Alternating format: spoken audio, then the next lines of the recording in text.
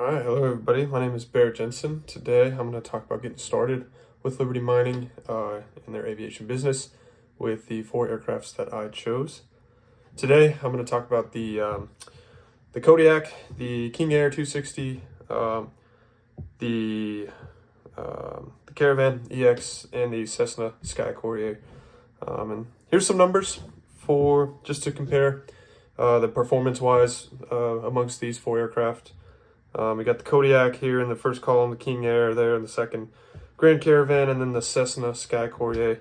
So I chose the price, the max range nautical miles, the fuel flow pounds per nautical miles, the specific range per pound for fuel, and then the true airspeed of each aircraft.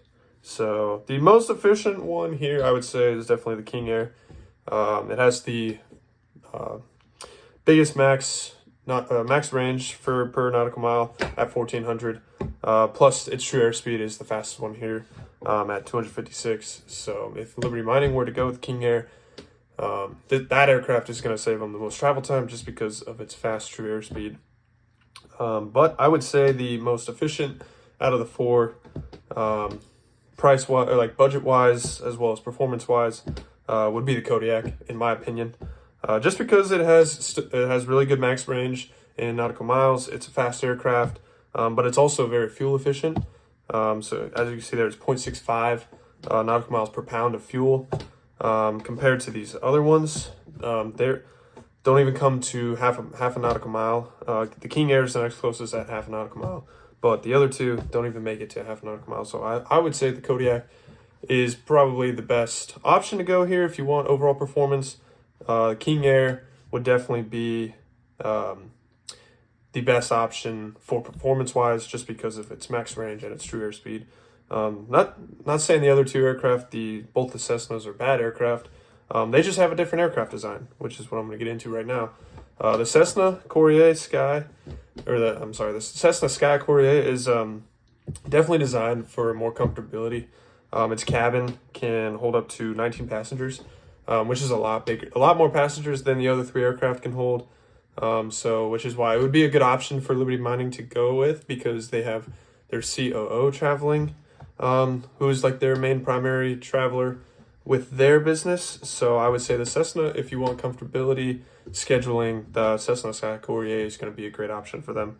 But not saying that the other 3 aircraft design is bad, but definitely out of the 4, the Cessna Sky Courier is definitely going to have the most comfortability out of these 4 aircraft.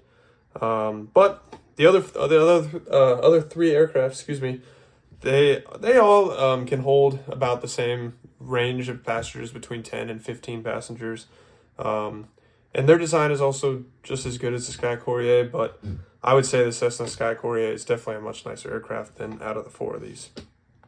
But a big thing that this business needs to establish is their purpose. I think that is probably the biggest thing that any corporate or any business needs going into aviation business.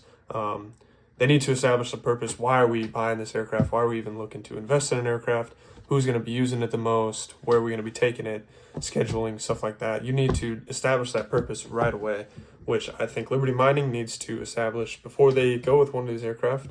If it's just going to be the COO traveling, then I would go with a much nicer cabin, more comfortability, like the Cessna Sky Courier or the Caravan EX. But if you're looking for more efficiency, I would go with the King Air or the Kodiak.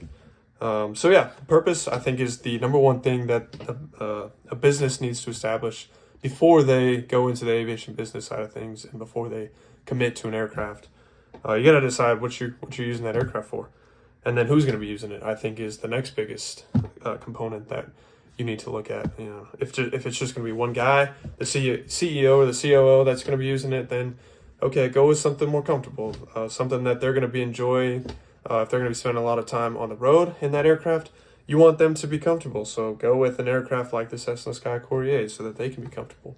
But if you're going to have a bunch of high-ranking VIPs from your business going to different locations, kind of like U-Haul, when I did that presentation a couple of weeks ago, then you would want a more efficient aircraft. If you're going to have all these VIPs going to all these different places, a bunch of different people using it.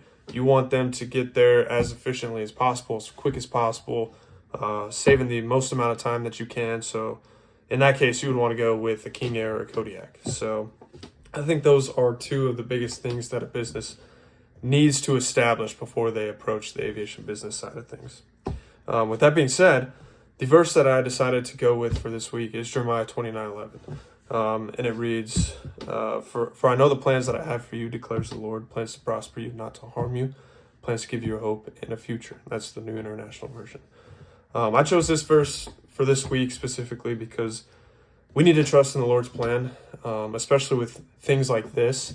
If we were a part of a big aviation business corporation like that, or a business going into the aviation business side of things like Liberty Mining, you need to trust in the Lord's plan for you. And it's important to approach aviation business with a plan already. If you're considering going into aviation business, you need to have that plan set. So I think Jeremiah 29:11 is the perfect verse for this week, because you got to trust in the Lord. Trust in the Lord's plan. If he's calling you to do something, trust in that plan, and he will follow through for you. That's all I got for you guys today. Thank you for listening.